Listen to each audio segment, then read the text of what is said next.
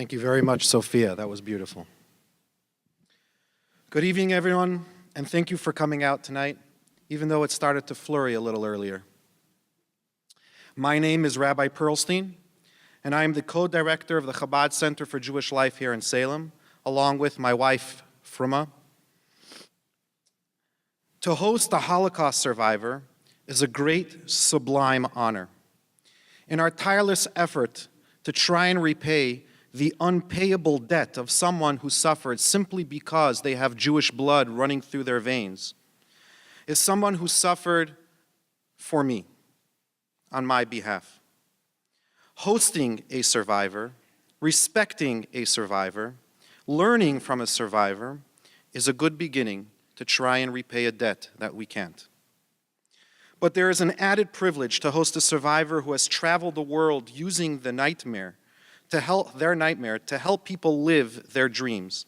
Such a person reminds us that surviving is great. Thriving and turning suffering into a blessing for others is even greater. I myself am a grandchild of 2 Holocaust survivors. At a moment like this, and at this historic evening, I'd like to share a brief entry from my grandmother's diary. She writes, "Much, but not enough, has been written about the Holocaust. But there is a related chapter of Jewish history that has barely been touched. The marvelous phenomena of the survivors' fast rebirth. This is indescribable. Nearly all of the liberated Jews left camps, famished and naked, literally, physically, spiritually exhausted, orphaned of parents and robbed of siblings. Nevertheless, in the displaced persons camp or the crowded apartments of various German cities, young Jews married and established new homes and tried to begin life anew. Tonight, we will have the privilege of hearing Eva Schloss's story. Mrs. Eva Schloss is far, far more than just a survivor. She is a builder, a healer, a storyteller, a model of endurance and quiet strength. And if I'd like to rebrand it, she's not a survivor, she is a thriver. Everything we do at the Chabad Jewish Center for Jewish Life, is aimed at instilling in others a sense of transcendence, a deep sense of faith, values, vision, and spirituality, let's call it confidence. For life will take on its unexpected turns, and only armed with the confidence needed are we able to stand back, rebuild, and power forward. We could not have asked for a better ambassador of this message. Eva Schloss saw humanity at its worst, and yet, after living through one of the greatest evils in world history, she made it her mission to spread goodness and to carry the message of fixing a fragmented world, person by person, community by community. She is a hero to her people and to people that love everywhere. Tonight, we have the great honor of hearing her story in person. Accompanying Eva on stage is Salem's very own mayor, Mayor Chuck Bennett. We have an incredible friendship with the mayor. I was extremely moved when I asked him to sit and interview Eva tonight, how quickly he responded with the affirmative. And when we only met about a week later, he had already read one of her books, as well as numerous articles about Eva, and he did his research like this and has been excited for this opportunity. So ladies and gentlemen, we invite to the stage, please join me in inviting Mrs. Eva Schloss and Mayor Chuck Bennett.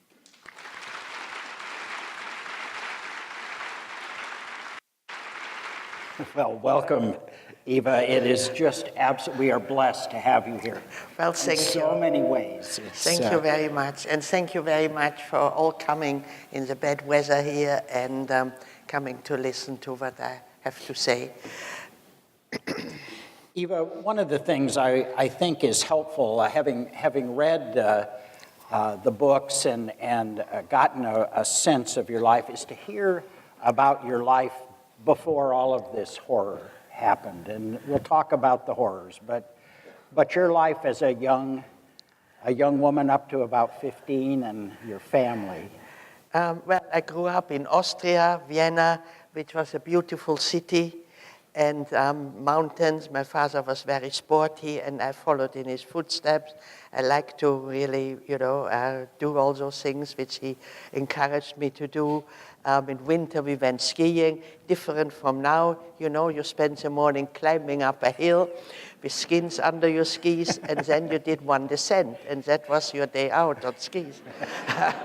Sounds like a lot of fun. It was wonderful, We had a picnic on top. There was no restaurant, and it was real good exercise. Now you go just up and down, up and down, up and down, queuing up. But I did this as well. It was fun as well. But I grew up with a more difficult part of it. And so, I was quite a tough little girl. I had grandparents, and I had an older brother who was quite different from me. He was more the intellectual of us in the family. He became blind on one eye because he had an infection, which I didn't recognize. So he didn't like sport very much. So he just read and read and read, and he told me all the stories which he read. So it was really a wonderful companionship.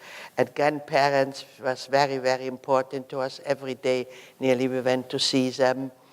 And all this collapsed when the Nazis marched in March 1938. I was just 9 years old, and we realized what had happened already in Germany, because by that time, many, many Jewish people had lost their jobs, had been deported already to different camps. My father-in-law actually was one of the first people who was taken to Dachau, just because somebody owed him money, so he denounced him. And but he got out. And this was actually the most difficult part, that by 1938 in Austria and later in Czechoslovakia, it was very, very, very difficult to get a visa unless you were somebody important, like Freud or a famous doctor or a musician or somebody. Then you were able to get out. Who granted visas at that time? Well, it was supposed to be the foreign countries, Right. But they didn't. Even President Roosevelt, he called in 1936 in Evian in France. All the countries were invited, and it was decided how many Jewish people all those countries wanted to take in. And it was practically nothing. Canada was one of the worst, actually, and there's a book even written about that one is even too many. Wow. Jeez. Yeah, it has changed now. It has changed now. Yeah. But even now, we have still a refugee problem, perhaps even more. There are 65 million people who are looking for a different home because they have no food through drought, or there's wars, the house has been demolished, the town has been demolished, the children have been maimed, and people desperately to get out to start a new life somewhere. And again, the world rejects them. When the Nazis came in after the Anschluss, how does the change occur? I think for many of us, it's you wonder how your society begins to change around you. How do you recognize? I mean, I assume you lose your job, you know quickly. Yeah, but that was amazing. You know, all our friends, the non-Jewish people, stood in the street with big swastika flags, Heil Hitler salute, and the attitudes changed from one day to the next. Did you ever see Hitler? No, I didn't, no. Okay. I didn't want to see him. Sure, yeah. But, my brother was 12 years old. He went to school the next day, and he came home, and he looked terrible. He was very, very badly beaten up. And when my parents said, "What on earth happened to you?" he said, "My own friends did that, and the teachers just watched it happening." This is how the Austrian people changed. That was, I think, one of the, you think of the many visions those of us from my age group have, is that you suddenly look around and all the authorities are watching. They're not protecting you. You always think of police or government. No, not at all, not at all. Yeah, they became They became the aggressors, actually. Yeah. And it was, of course, then Hitler went into Czechoslovakia, the same thing happened there, and then Poland, and then the Second World War started. Your family decided to leave Austria. Well, my father immediately, I think, our parents had foreseen what might happen. So they had sort of planned what to do if it will happen. So my father actually left immediately to Holland. And that was still possible, there was no border control yet. But we had Austrian passports and we lost those and we had to become Germans. And become Germans. Huh. I mean, I see. Not just the Jewish people, all of Everybody. Austria became German citizens. Okay. And with a German passport, as a Jew, you just couldn't get a visa anywhere in the world. It was very, very difficult. So when we tried to follow my father to Holland, it was impossible. And so we heard after several months that you could go illegally over the border. That is something which we hear in England a lot now. People trying to be smuggled in from Calais. We hear it here. Here perhaps as well. Yeah. Yes, and so we went to Belgium, taking big risks, of course. And once you were there, you could stay. But in the meantime, the war started, and my father tried desperately to get a visa for us to come in the same country. And eventually, in February 1940, so during the war, we got a visa to visit my father for 3 months in Holland. So my father took, and of course we had nothing, we couldn't take any furniture or just a little backpack with a few clothes. That was all we had. So my father hired a furnished apartment in Amsterdam. On the Merwede plan. If ever you go there to Amsterdam, have a look. It's still there, this square. The houses still look the same, but at that time there were no cars, and it was a big open space. And so after school, all the children came out to play there. And the Dutch were actually very welcoming. And we started to feel at home. I got a bicycle and Wellington boots and a blue raincoat, and I had blonde hair and blue eyes. And everybody said, well, you look like a Dutch meisje, a Dutch little girl. And one day a little other girl came to me and realized I was new. And she said, where do you come from? I said, from Austria. Oh, I come from Germany, but I'm really Dutch already. She came when she was 4 years old. When Otto Frank saw the Nazis marching in the street, he said, that is not a country where I want to bring up my family. And in 1934, it was still possible. But most Jewish people had been assimilated, they were part of the society, right. And they just didn't believe that Hitler could last. And that's why not many, and it's difficult to leave your own country. But you had to leave everything behind. Yeah, and especially if you didn't know a foreign language. Yeah. And you didn't really know what job are you going to do somewhere else. So a lot of Jewish people said, well, it won't last, and stayed. And by the time they realized it did last, it was too late. Too late. So anyway, it was Anne Frank, and we became friends. But I was actually, through my experience, I had become quite shy and withdrawn, but she didn't have this. She was very sure of herself. She was a big chatterbox. She was called Mrs. Quack Quack in school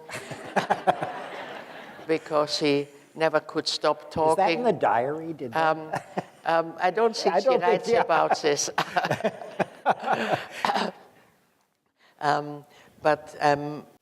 People ask me, did you notice that she had any talents or so? I said, yes, because she was already, with 11, 12 years old. We knew each other for 3 years. From 11 to 12 and 13, that she was already quite a good storyteller. Yeah. And she wanted the attention of everybody. Yeah. She wanted to be the middle of everywhere, and then she was telling little stories. And she asked me about my family, and I told her I had an older brother, and her eyes grew very big. When can I come and meet him? Because she was already at that time quite a big flirt, and she was quite jealous that I had a brother. And she told me I've just got an older sister. And in the diary, she does write quite a bit about boyfriends. Boys, yeah. Yeah. So, and you know, later on, of course, when I got to know her father much better, Yeah. and he was actually amazed himself about the wisdom she displays already in her diary with 14 years old. One of the things she says in the diary that I think all of us who've read it remember is, I still believe in the goodness of people. And I have always found that a striking statement by a person who died of typhus at Auschwitz. Well, she didn't write it when she was near dying. And I doubt, and I always say, would she have written that if she had survived? Do you think she would have? I doubt it. I doubt it. Do you have that feeling? I trust in the goodness of people? Well, not when I came out of the camp. Right. I was actually very shocked about the cruelty of human beings. How bad? And especially, you know, in educated people. Yeah. This was really something which, you know, when I came out of the camp, I had lost faith in humanity. Yeah. And that is very sad. Had you lost your faith at that point, or just in humanity? No, in everything. I must admit, in everything. Yeah. Because, you know, the only thing what we could do in the camp was pray to God to stop this. Yeah. And especially, you know, children. But we'll come to this at Auschwitz. Yeah, we'll talk about Auschwitz. We'll talk about this a little later. But first, of course, the Germans came to wanting and succeeded in conquering really the whole of Europe. Yeah.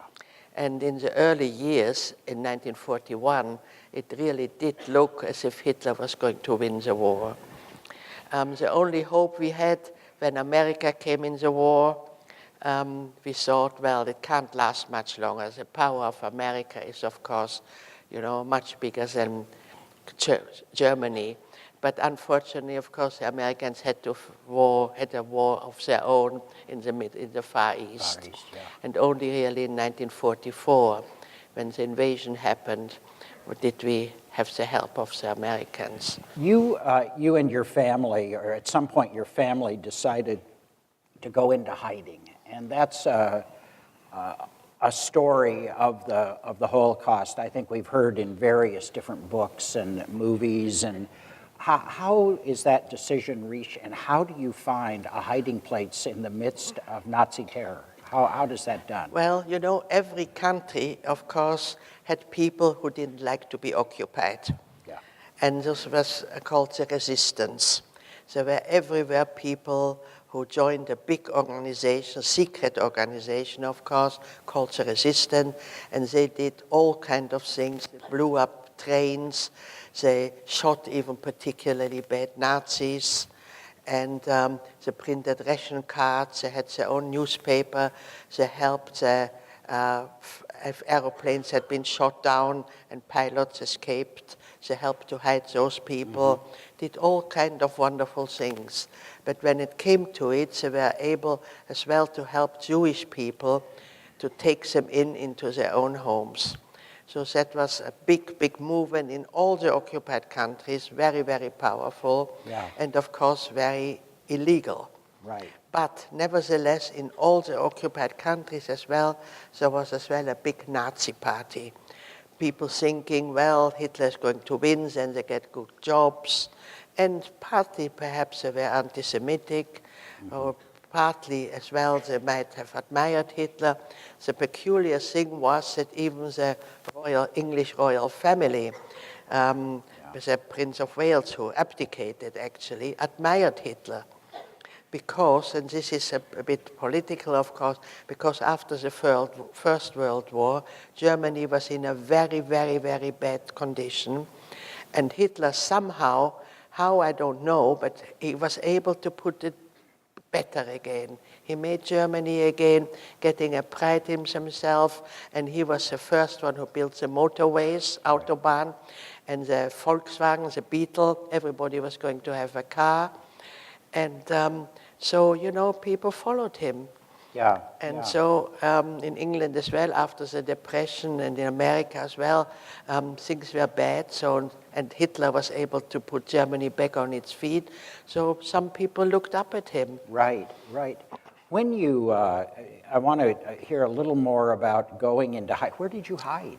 Well, my father, well, it happened because 10,000 young people, you students here probably would you have been Jewish, you would probably all have had a call-up notice to be deported to Germany to work in German factories. So Well, students, these, the youngsters. youngsters from 16 year on, so 18, 19, 20, all Were those young recruited to- Jewish people Wow. were supposed to go and work in Germany.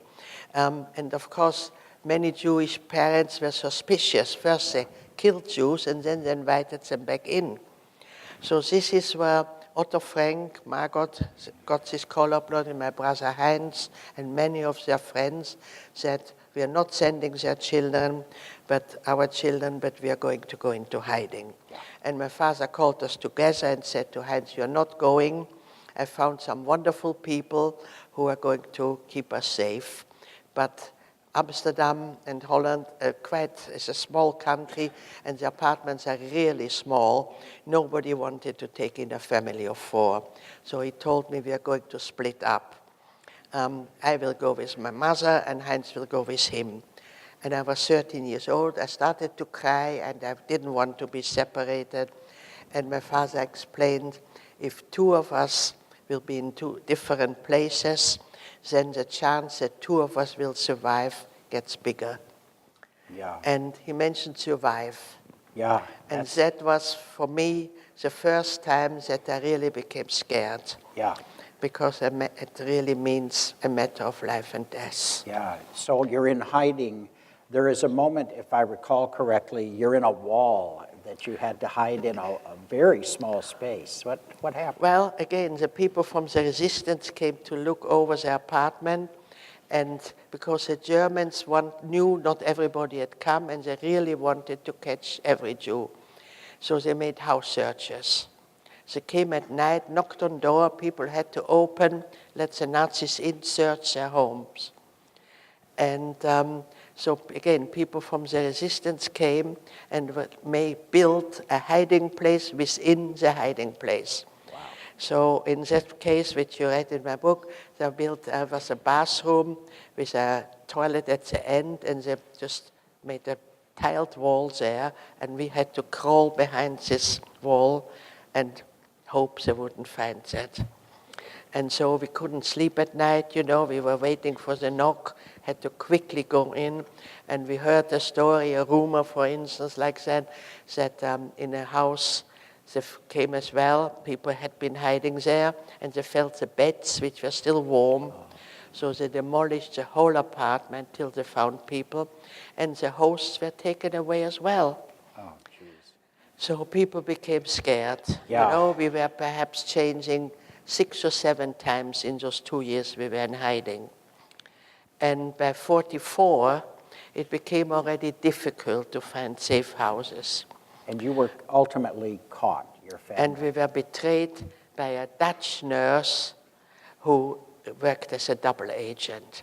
She pretended she worked for the resistance, but really worked for the Nazis. Do you remember her vividly? Do you know? You remember? Well, I never saw her. Never saw her. Never saw her. But my father and brothers, he took them to this hiding place, and they were arrested.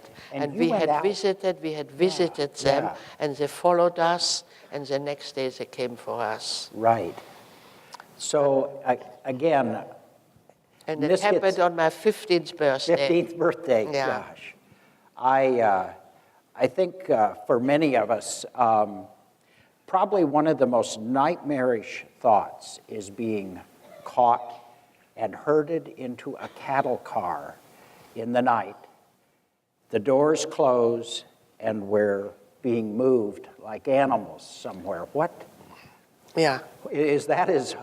It is probably one of the most nightmarish things I think I've ever seen or heard or read. Well, it gets more nightmarish As you time get going, goes on. I'm sure. But just the thought of at the the passage. time hiding, I thought was already the worst. Yeah. For an active 13-year-old child to sit still 2 years, was already a big ordeal. But what was happening later became worse and worse. The journey in a cattle truck, as you can imagine, about 80 people were pushed in. There was just a tiny slit with a barbed wire across for air, and there was practically no air in this train. It was hot, it's metal, so it became smelly, and you couldn't move. People were there was not enough room to sit. People had to stand. There were 2 buckets, one for clean water, the other one to use as a toilet, open bucket. Once a day, the doors were slit open and chunks of bread were thrown in like you would feed wild animals. That was horrible. And they never told you where you were going. It lasted 3-4 days, everything, You didn't know where you were going, but Holland was the most western country, so east was bad news, whatever. So there were many, many camps, 300 death camps in Germany and Poland, and we had no idea where we were going to send.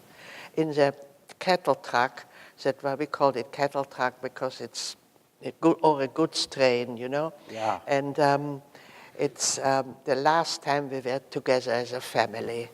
Was in the car. In the car. So that was the only good thing about the journey. Yeah. And my father, with tears in his eyes, apologized to us that he can't protect us anymore. And that is for a family man, a terrible thing. Terrible thing. And my brother Heinz, he was panicky, and he told me he was actually a musician, but in hiding, of course, you had to be quiet. And so he tried to pass the time, like Anne wrote her diary. He started to paint. And he was very proud. He said, I created some amazing paintings. And before, they were actually blackmailed by a woman, and that's why they escaped and met this nurse. And before they escaped from this woman was blackmailing them, he hid the paintings under the floorboard in that house with a note on it. This belongs to Heinz and Erich Geiring, and after the war, he's coming to pick it up again. And he told me I will be amazed what he has achieved. We'll talk about that in a minute. I'm real taken with that part of your story. You arrive at Auschwitz. After about 3-4 days, Yeah. the train stopped and the doors were slit open, and we heard there were lots of Alsatian dogs, very trained really to tear people apart. That's like a German Shepherd? Or A German Alsatian? Shepherd, Yeah. but they were trained as, as evil dogs. Yeah. And so you could see they were pulling, to really attack us. But the first command was men and women to different sides. So you can imagine what a farewell that is for father and daughters, mothers and son, husband and wife, assuming perhaps they will never ever see each other on this earth. Yeah. And my father, who was not a religious man, took me by the hands and said, God will protect you. And that made a big impression because he realized he can't do anything for me, and he only hoped God will look after me. And I think he did. You had miracles at your I had really amazing miracles. Yeah. And I won't have time to tell all of it to you, but the first Well, one you're a was... miracle sitting here, let's say. Well, it is, Yeah. Every person who survived is a miracle because we were not supposed to survive. And the first miracle was I was arrested just in a summer dress, and so was my mother. But in the holding camp where we were for a couple of days, kind people gave her a hat and coat. And my mother gave me this. And I didn't really want it. It was hot and it was grown up, but it had a big rim. And then we had to stand in rows of 5. Always was rows of 5, because they could look at this properly. And then this Dr. Mengele, a proper medical doctor. Mengele. Mengele. Yeah. He got away, by the way. They never found him, and he went to South America and he lived forever. Yeah. And he decided who was going to die and who was going to live. meaning a first selection was taking place. So he looked at those rows of five, first rows of five, and like a conductor, just in a fraction of a second, he decided this side or this side, life or death. Oh. And because he couldn't see how young I was, I went to the good side. So we lost half of our Dutch transport, no children, no babies. They all went to the death They side. all went to the different side. For instance, a mother with a baby had to give it to an older woman. And the mother cried, I want to go with my baby. No, you go this side, your child goes with that woman. So you are separated into groups. Into two groups. The groups that live. First the men left, then half of the women left walking. Well, we didn't know where they were walking, but they walked away. And then when all this was done, then we walked into the camp, the group which was still alive. Was there an understanding what was happening to the death group? Sort of? Well, or could you believe what was going on? We didn't want to believe. We didn't want to believe, you know.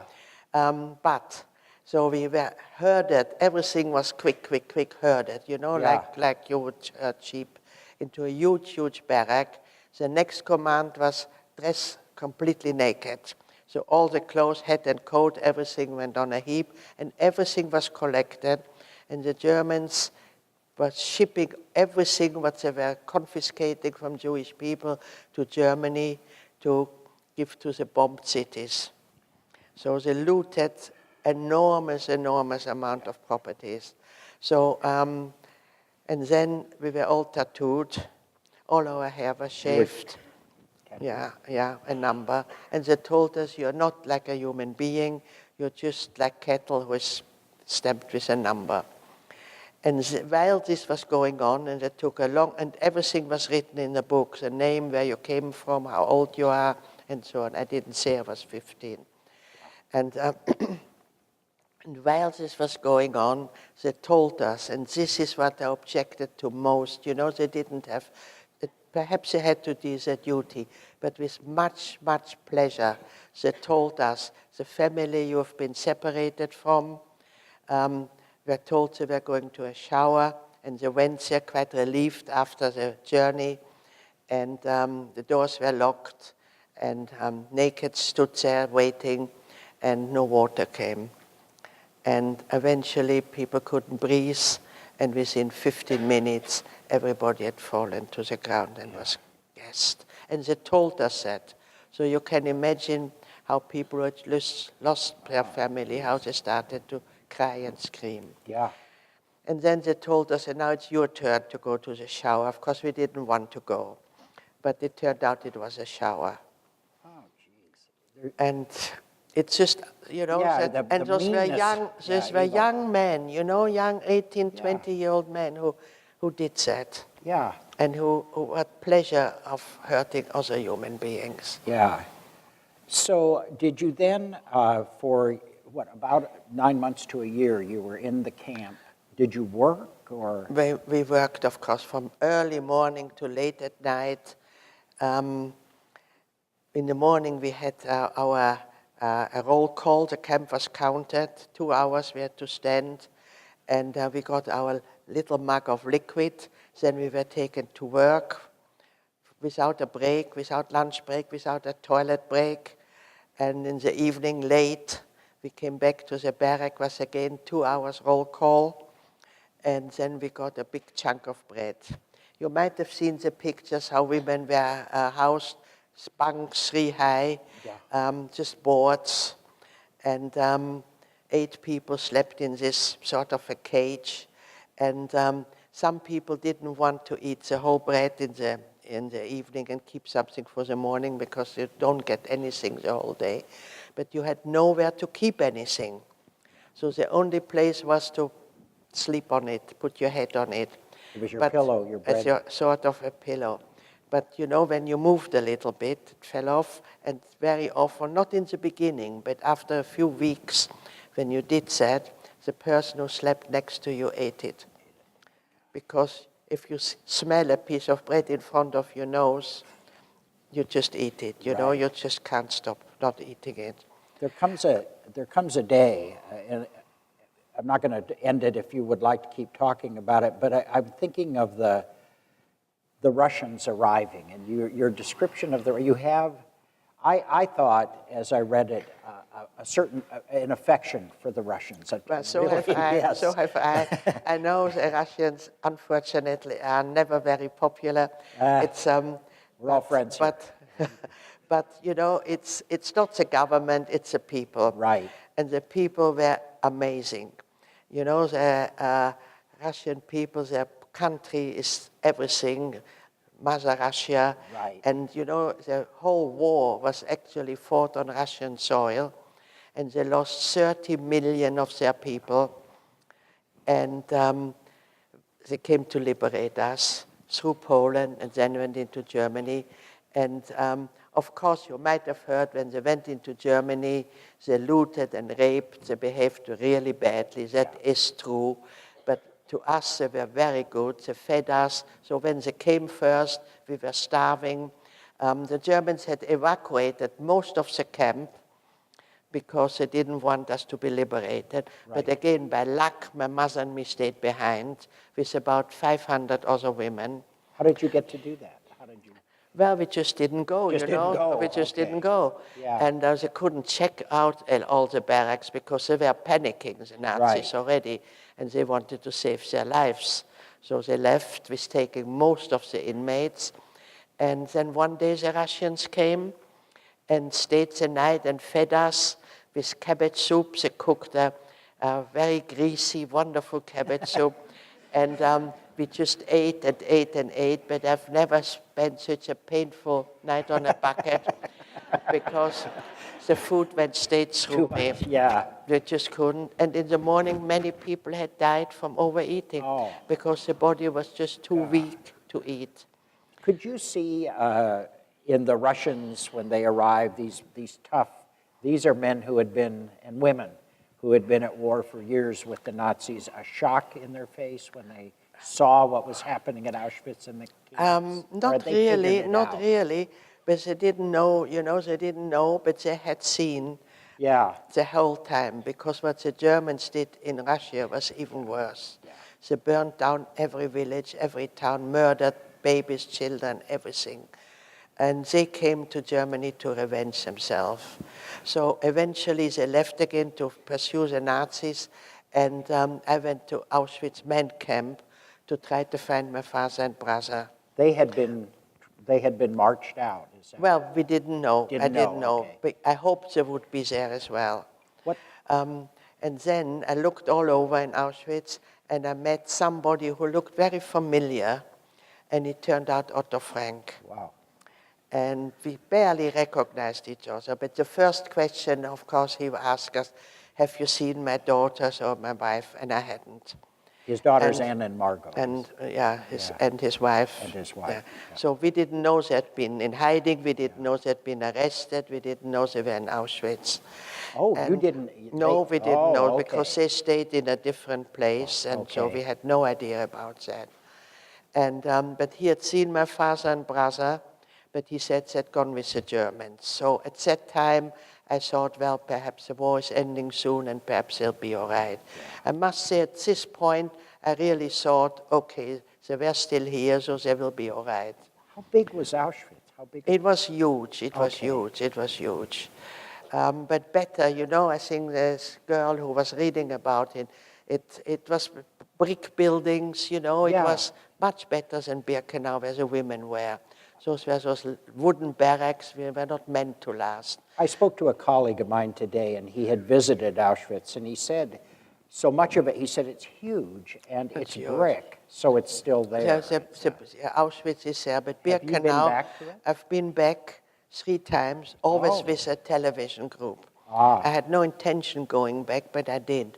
But Yeah. Birkenau, those were wooden barracks, not meant to last forever, and practically there's nothing there anymore. So that is just a huge, huge empty space now. It's impressive as well because the emptiness is and the electrified barbed wire around it. But if you see the barracks, what conditions those where we were in, it was horrendous. Yeah.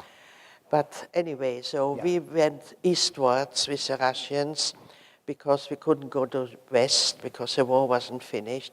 So we traveled till May to Odessa. And there they housed us and waited for the end of the war. Wow. So, and when that came, then we realized we had survived.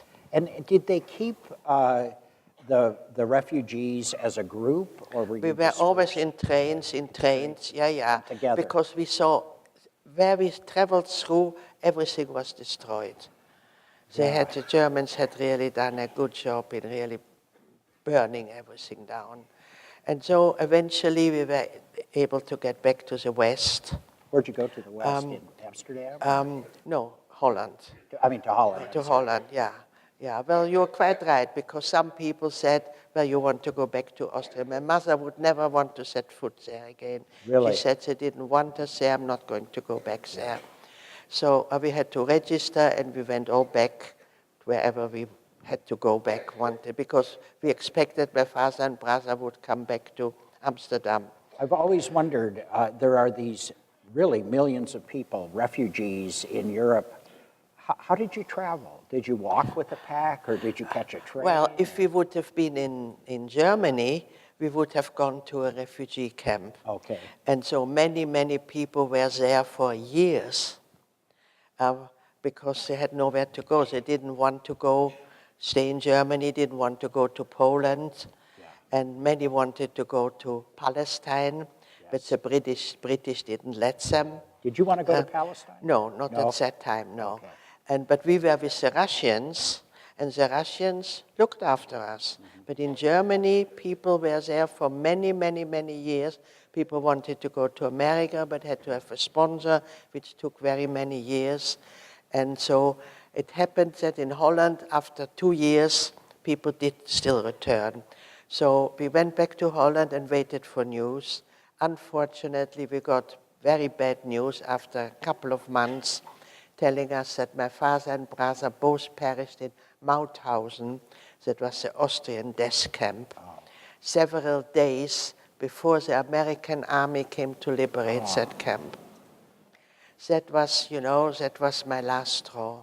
And Otto Frank came as well to tell us that he has heard that both his girls and his wife had died.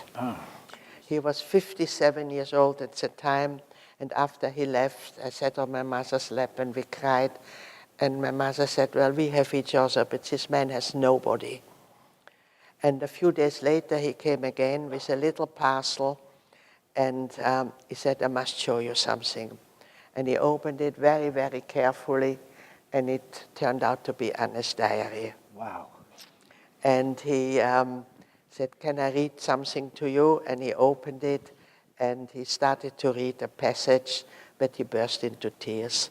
It took him 3 weeks to read it. It was so emotional to him. And he always said later, I feel as if my little girl is still with me. That became a center of Otto's life. Definitely. He lived really for the publication of this book. First it was published in Holland, but when I came back, I wanted to talk about what had happened. I wanted the world to know, but everybody had suffered. The war was really horrendous. With the bombing, that has never happened. Millions of people were killed, not only with fighting, but as civilians. And Germany was in ruin, London was in ruins, which I saw later. And, it was really horrendous. And people didn't want to know anymore. They said, we know what has happened. And because in the cinemas, they started to show the movies of the liberation of the camp. And that was horrific. Yeah. And so people said, we don't want to know. We'll move on. Never again Auschwitz was the motto. Yeah. But unfortunately, it's not true. Not Auschwitz, but discrimination and racism and killing and wars are still with us very much. How about anti-Semitism in Europe now? There is anti-Semitism, but it's nothing like it used to be. Okay. And I'm not really worried about that. Good. But nevertheless, there is racism. There is, there is people don't accept each other for who they are. It has to be the same, a white person and a Christian or a Jew and so on. And even the Muslims fight each other, their factions, And this is really high time that we realize that we are all human beings. Yeah. And color or religion doesn't matter as long as we are decent people. And this thing, basically, if we can have a family and feed our family and have somewhere to live, I think everybody would be decent. Be a lot better off. They would be a lot better off. Your mother and Otto married. Yes. Well, not immediately, Not immediately, of course. okay. No. Otto came to us very much. He had nowhere to go, really, and my mother was lonely, and I was a very difficult teenager. She was quite a beautiful woman. My mother was a very nice woman, Yeah. yes. After she got her hair back and Yeah. her figure back, Right. took a while, Right. for us to get back to. I was on a diet for many, many years. I couldn't digest food. And as well, I had this frostbite on my toes. So I was not healthy when I came back. Yeah. And so it was difficult. I had to go back to school. Otto Frank said to my mom, I didn't want to go. I said, I'm already an adult. I was 16. And but I felt, having common survived, I felt, I can go through everything. And but I went back to school. I didn't relate to my schoolmates, And when I finished school, I didn't know what to do with myself. And Otto and my mother decided I should become a photographer. Ah. And Otto took many, many pictures of his children. And he had a wonderful camera, a Leica. And he gave me that, he said, so that you can become a successful photographer. But I was very miserable in Holland still. And Otto knew somebody in London who had a photographic studio. And he found a place for me for a year to become an apprentice. Wow. And I came to London in 1951. And I lived in a little boarding house where I met a young man who had come from Israel to study economics. And we became good friends, and we both didn't have any money, and we went for long walks. After 6 months, he said to me, Eva, I fallen in love with you. Let's get married, and when I'm finished my studies, we can go back to Israel and start a new life. And I said, no, thank you.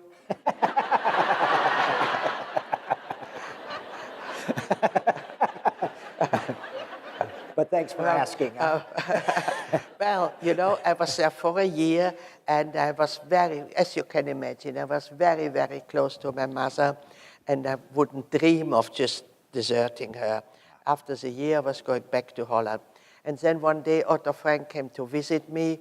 He kept an eye on me, And I told him, this young man asked me to marry him, but of course I'm not doing that. I go back to Amsterdam. And he got a bit embarrassed, and he said, your mother and me have fallen in love as well, and once you get settled, we like to get married. So I went back to this young man and said, well, we can marry now. and he was very happy, of course, as you can imagine. And so that was in 1951, so we went to Amsterdam and got married in 1952. Wow. And we were married for 62 years. Ah. Yeah. Unfortunately, I lost him a year and a half ago. Oh. He was 91 years old. But you're still a youthful 89. Yeah, but 88? Sorry. 88, yeah. But when I tell that in schools, I speak a lot in schools in England, I said, I've been married for 62 years. How many husbands, the children ask? I said, just one. Oh, they can't believe that. How do you manage that? One of the things that you've been doing, too, is really celebrating the talent and the life of your brother, Heinz. And I think that might be of real interest. It's, because I know Otto really dedicated his life, and your mother as well, their lives to Anne's. Yeah. story, but you've but taken after a new... After Otto got the diary, Right. I said to my mother, we have to go and get Hans's paintings as well. Yes. And we did.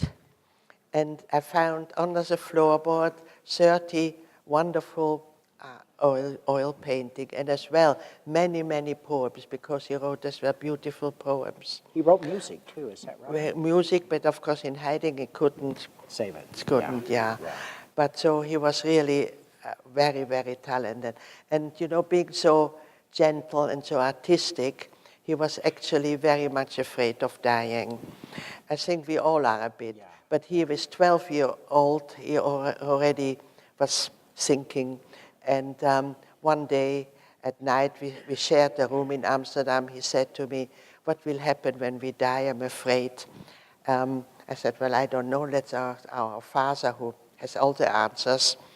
And so in the morning we went to him and he said, Papi, what will happen when I die? And my father said, well, of course, your body will disintegrate, but if you have children, you will live on in your children. And then this 12-year-old boy said, but what if I die before I have any children? And my father thought a moment and he said, well, you know, we're all a link in a chain which goes from generation to generation. Nothing gets lost. Whatever you have done, even if it's in a short life, somebody will remember, and so you will not be forgotten. Well, he had to accept that. And very often, you know, my mother and me said, what about Heinz? Nobody knows about him. Yeah. Anne Frank says as well in her diary, when she dies, she would like to become immortal. Well, she has succeeded. She made it. Because wherever you go in the world, everybody knows her name. Not everybody has had her diary, but everybody knows who she was, because she represents 1.5 million Jewish children who have been murdered. And so I decided I would write a book about Heinz. It's called The Promise, right. The Promise which my father promised to Heinz. And the paintings I donated a few years ago to the Resistance Museum in Amsterdam, where they made a beautiful exhibition. And when I was in South Africa, in Durban, I told the story like I tell you about Heinz, and they decided they would make an exhibition which has been traveling in all of South Africa, even in Zululand. And in London, we have now a copy of this exhibition as well. And so I'm working now on to get an exhibition to America as well, because that is what we all want, really, to have lived but not to be forgotten. And when I was in Russia, after the war, I went back there, spoke there as well a few times. I met some of the veterans, actually, who liberated the camp, which was a very amazing experience. But as well, I met people from Yad Vashem, which is a Holocaust museum in Jerusalem, and they're still looking. They send people out to Polish and Russian villages to try to find names of Jewish people who have been there and where their whole families are sometimes murdered and there's no name. And they try to find old people, non-Jewish people who know perhaps name of those families. And they want to have all the names of those people in Yad Vashem. Yes. You know, it was mentioned in the film, and it's one that I don't know quite what to make of it, but the deniers, people who would somehow look at the evidence and say that didn't happen. What do you ever hear them? Do you think of them? Well, not much. Yes. Well, there was in England a very famous historian, actually, David Irving, who took actually Atlanta professor Deborah Littman to court, because he accused him that he's a Holocaust denier, and I said, I'm not a denier because it's the truth. And there was a long, long court case in London, over 6 months, and he lost, of course, and he still denies it. Yeah. And he went to speak in Germany and Austria, where it is an offense to deny the Holocaust, because it is libel, you know, it is a fact. Where are the 6 million people? And if you go to Auschwitz, now in the buildings, they have the records of everything which a German, I said to you, when we arrived, we were written in a book. Those books are there, we can see. And all the photos you have seen here today in those little films are all done by the Germans. Yeah. So, you know, only a Nazi would deny it. And you can't argue with those people. So the best thing is not to give them a platform to speak. Yeah, yeah. But we Holocaust deniers are afraid that in 10, 20, 50 years, when we are not there to prove with our numbers Right. and with our presence, that there might be more people to come who deny it. You did something interesting I want to mention. Yeah, It's the that's- 166 cameras, or Yes, that's talk right. about a little about that. A hologram, which I did 2 years ago in Los Angeles. I can't explain to you exactly because it's too technical for me, but with computers, I was sitting there, I answered for a whole week, I answered over 1,000 questions in a sort of a big globe with lots of lights and cameras, and they recorded all this, and at the moment when you go to New York, I will sit there, moving around, it's really me, and you can ask me any questions about the Holocaust, and I will answer it. Where in New York? I can hear people. In the Jewish Museum. In the Jewish Yes. Museum, okay. And I went there in November, and I asked myself a question. Oh, wow. And you know, very often when I speak in school, children would love to see my number, but they're a bit embarrassed. They said, perhaps I don't like it.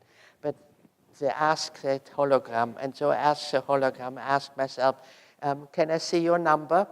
And I said, of course you can. And I lifted my arm up and I showed the number. Wow. That is really a remarkable thing.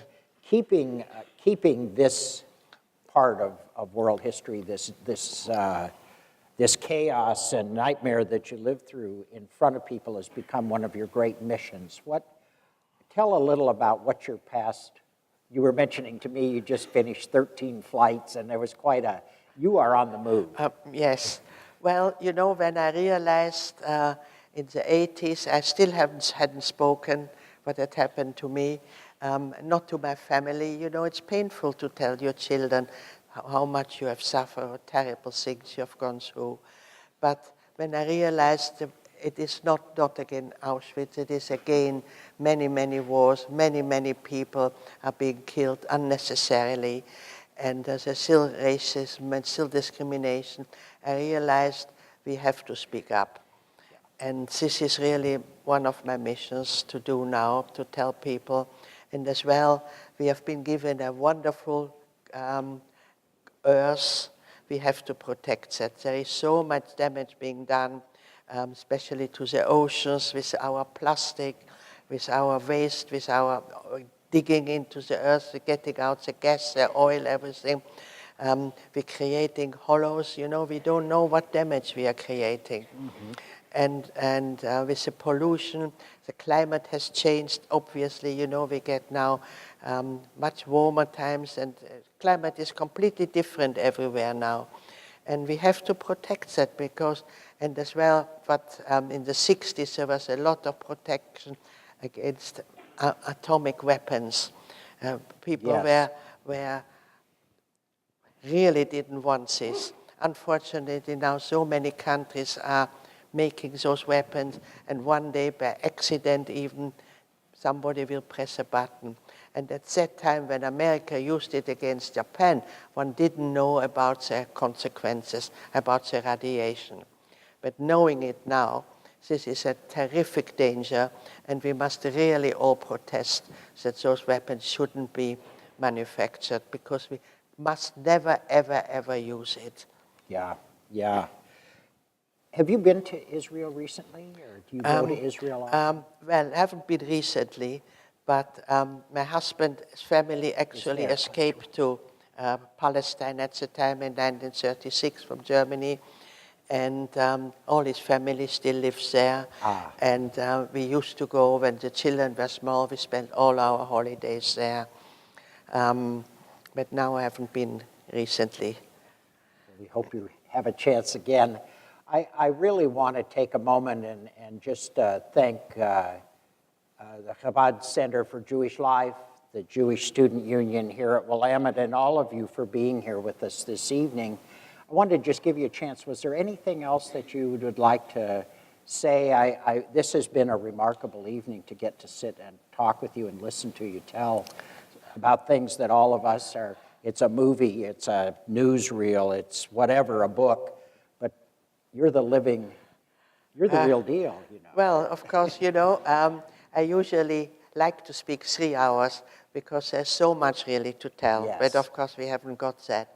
But so many more miracles happened, which Yes. I think, which is amazing. Otherwise, I wouldn't sit here, and my mother wouldn't have married Otto Frank, and I wouldn't be Anna Frank's stepsister. So through all those things, my life has changed. And as well, as I told you, I came quite damaged out of the camp mentally and physically, but I wanted a family, and I didn't succeed for many years, but eventually after treatment I succeeded, and I think the birth of my first daughter was a miracle again. Yes. And that really changed my belief in human beings and in belief in God and in nature. I think we are blessed with miracles all around us, and we really have to live a good and happy life, and we should give this chance to everybody. Well, you've been a real blessing for us this evening, and thank you for being here Well, thank you. very much. Thank you. Oops. Thank you very much. Thank you. Thank you.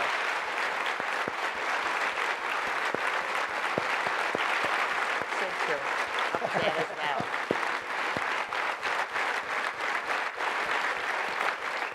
What a wonderful crowd. We're going to do some Q&A, so Okay. question and answer soon. okay, so you okay. can be seated. Oh, okay, sorry. So we're not leaving. I didn't, yeah. Right. You Well, might ladies and have to gentlemen, there's repeat still it, I a don't little know. more that we're going to do. We're going to have a question answer session here in just a little bit, and we're going to have another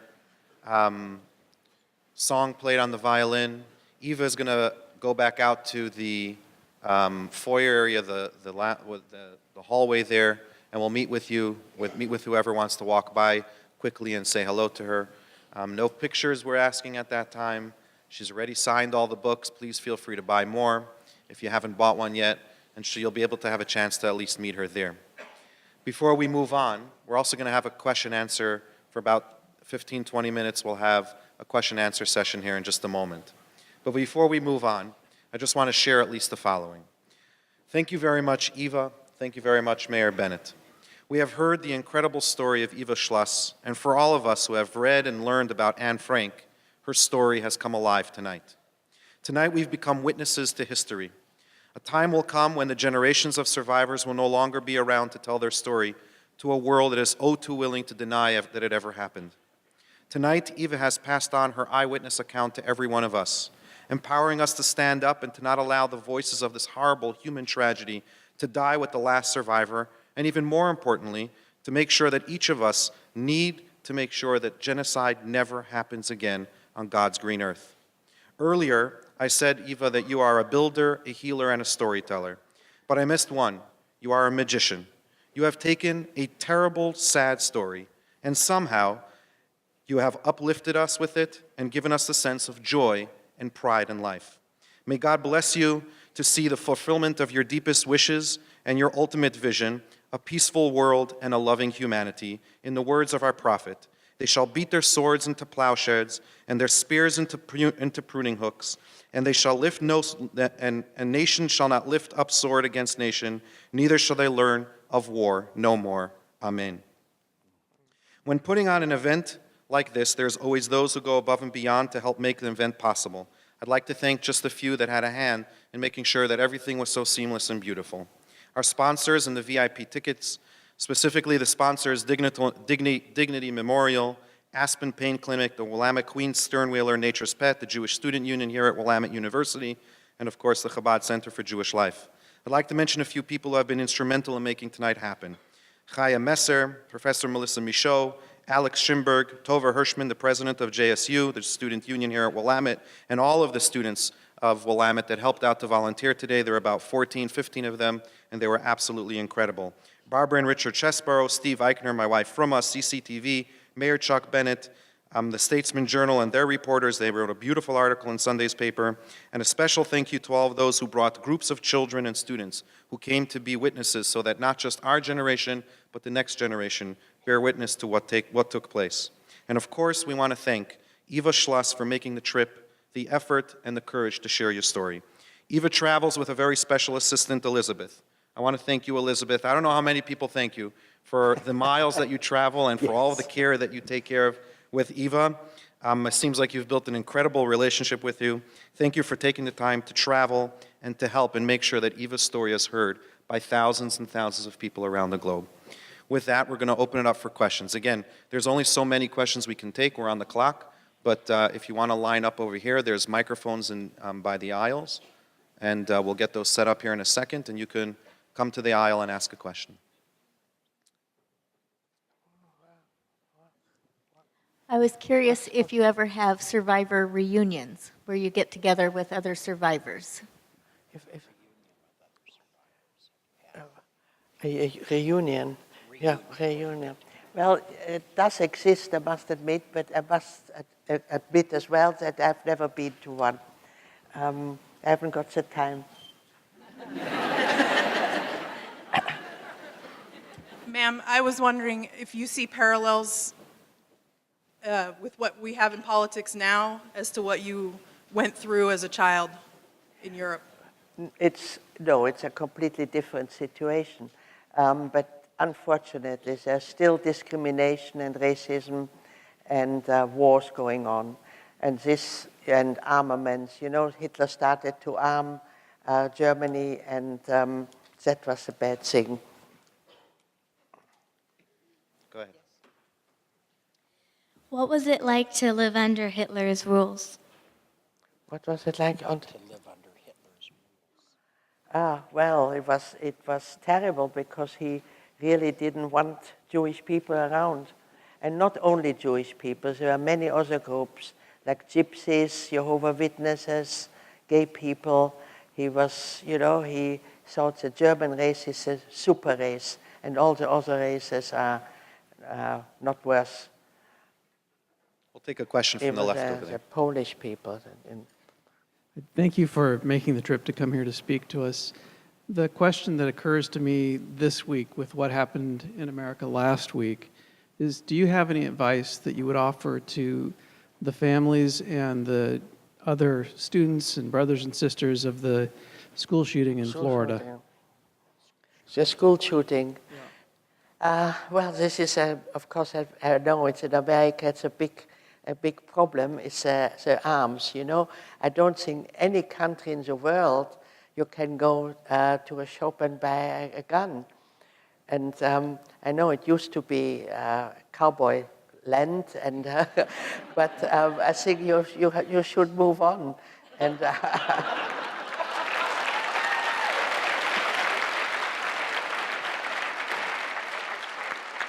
in England, till recently, till we have some terrorist attack, the police was not armed, no weapons, and we didn't have much crime.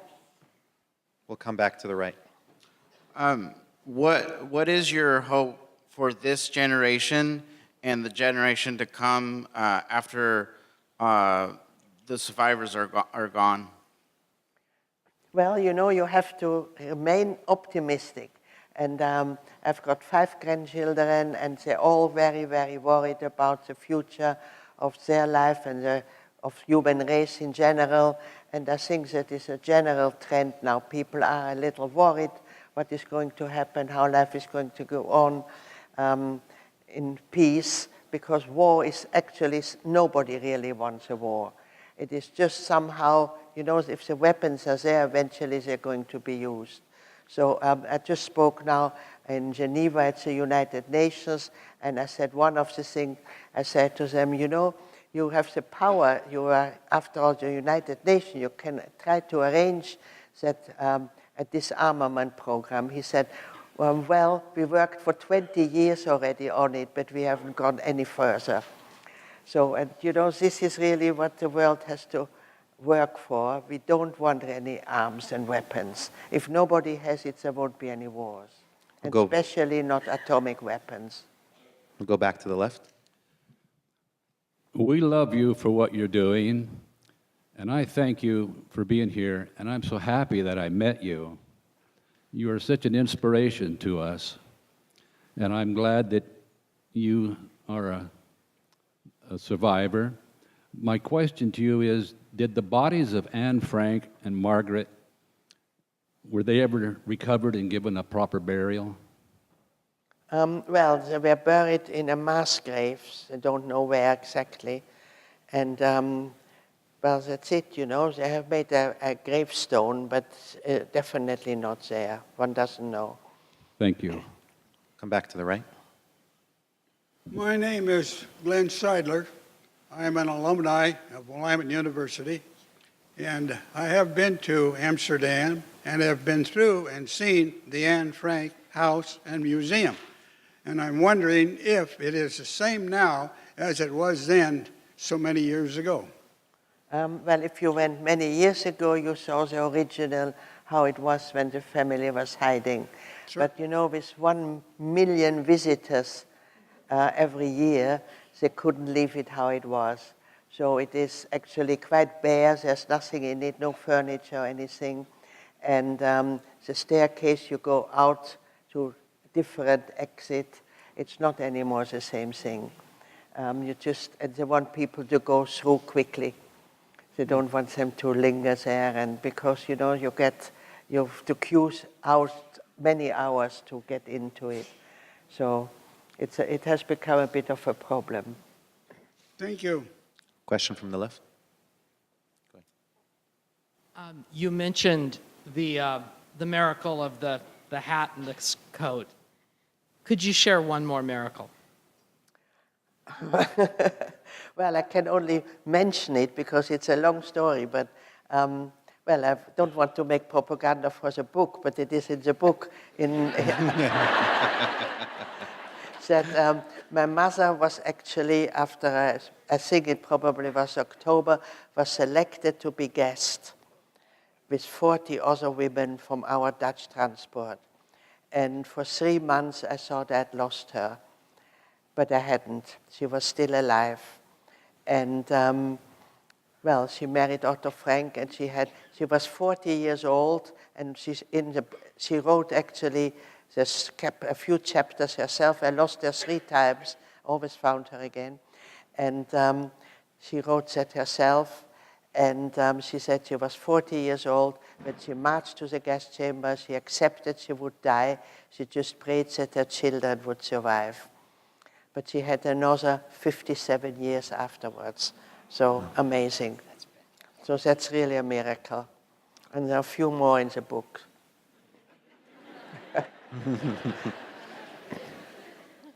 I just wanted to say thank you for coming. It's been an honor to see you and meet you.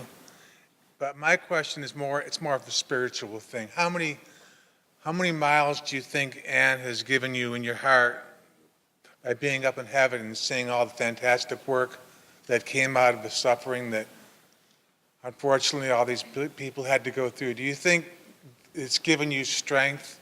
Do you think it's helped you with the miles, knowing that Anne is up there guiding you in some spiritual way?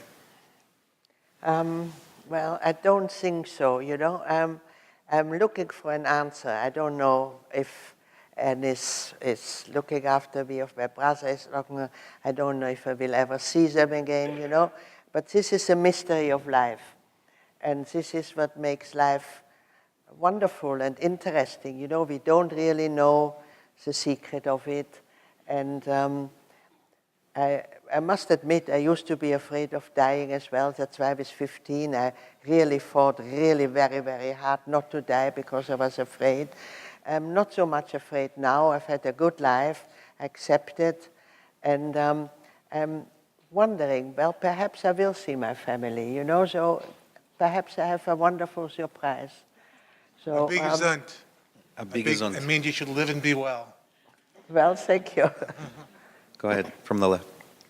You mentioned that you couldn't play any musical instruments while you were in hiding, and I was wondering if you can recall the first time after you got out of the camps that you heard music and how you felt. What was that? You mentioned musical instruments in your life, but when you came out of the camp, when was the first musical instrument you heard? What was it? Well, the Russians played balalaika, you know. That's a kind of, it's not a guitar, but it's a different, but very nice. And when we traveled with the Russians, sometimes the trains were stopping, and the army was staying the night where we were staying, and we had to get up out of our bunks and peel potatoes for the soldiers, which we did very voluntarily. And then they got out their balalaikas and they danced Russian songs, you know, the dances with on the knee, up and down, and I danced with them. And we had quite a bit of fun with them, I must say. From the right here.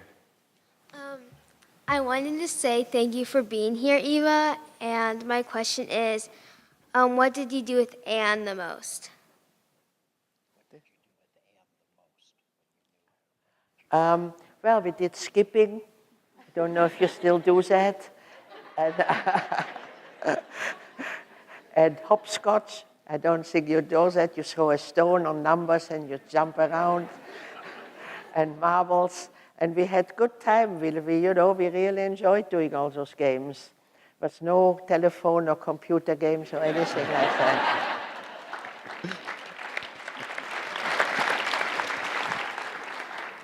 Nice. From the left. We hear sometimes that the Nazi soldiers there in the camp were just following orders, and you shared some about some of the cruelty that seemed very focused and personal. And so I just wondered what the experience was like living through that. Did you feel like the soldiers were just following orders, or was it really driven by that personal cruelty? Well, you know, I think war and brings the worst out of people. And I've heard stories from veterans who came back from Vietnam, actually. Once I spoke in Atlanta, and afterwards somebody came to me crying, and I said, did you lose family? He said, no, I'm a veteran from Vietnam, and I have nightmares. I've done such terrible things to people, and I'm not a bad person. And I think this is a terrible thing, you know, if you are forced to go and fight, eventually you lose your feeling, you lose your humanity, you do things which you would never ever dream you could do in normal life. And now those soldiers, when they come back, have to have counseling. They can't just go back and live a normal life with their own family. I often get asked, when you came back, did you have counseling? And I said, well, in 1945 in Europe, that didn't exist. We had to really manage to try to sort ourselves out, which was very, very difficult. It took a long time, but we managed it. And I think now, you know, especially the young people take themselves too serious. If they have a little problem, if they're bullied on internet, that's already the end of the life. It's not, you know, it's a little thing, you can get over it. And, you know,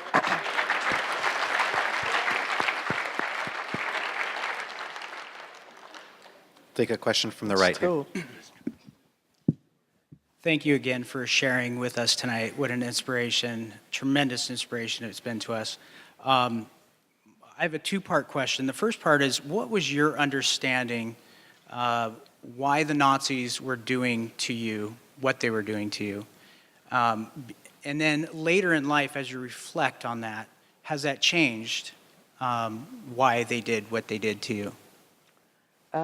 Well, you know, unfortunately, anti-Semitism has existed as long as Jews have existed. And I think Hitler thought if he makes the Jews the fault that everything bad is happening in Germany. As I told you before, after the First World War, it was really, really very bad in Germany. And Hitler said it was the fault of the Jews. So I don't know if they all believed it, but they went along with it. And that is why they went along with killing Jewish people. And the second question was, it's not like this anymore, of course, you know. The Germans are very, very sorry what has happened. They helped to build up Israel. Without the help of Germany, Israel wouldn't be as far advanced as we are now there. And as well, they took in 1 million of refugees. You know, they feel very guilty of what has happened. I met very many young German people who feel very, very bad about what has happened.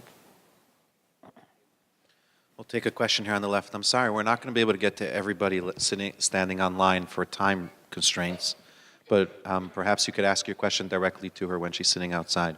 So we're going to take 2 more questions, and then we'll have to move along. I'll be outside, and I can Yeah, answer and more. she can answer your questions as she leaves.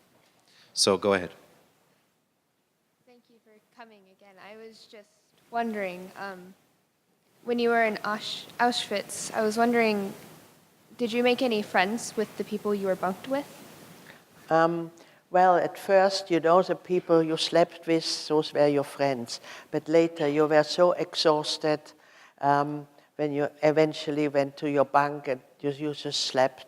You didn't even ask people's name, and you didn't want to make friends, because it happened very often that you woke up in the morning and the person who slept next to you didn't.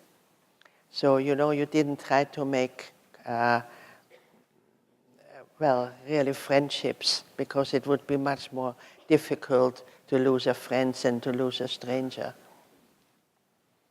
Our final question here. I was just wondering, after you were liberated and moved on with the rest of your life, how did that happen? How does somebody move on after such a traumatic event? What, is that how? How do you move on with your life after such a horrible event? Well, it takes a long time to move on, you know. I was for many, many, many years very miserable. But, you know, life has so much to offer. It's so beautiful. You have so many chances to see and meet wonderful people, to see beautiful things, to develop yourself, to grow, to read. You know, it's a wonder. We have got one life on earth. You really must make the most of it and enjoy every minute. And, you know, I said to my children, you will go, it will be the difficult part. You go up and down. My youngest daughter, my youngest granddaughter is just going through a divorce. It's half, but she's already getting over it. I said, you know, you are young, you'll get another good husband. And, you know, you can't always make the best choices in life. You make mistakes, but, you know, you get over it. And stay optimistic. Thank you. So,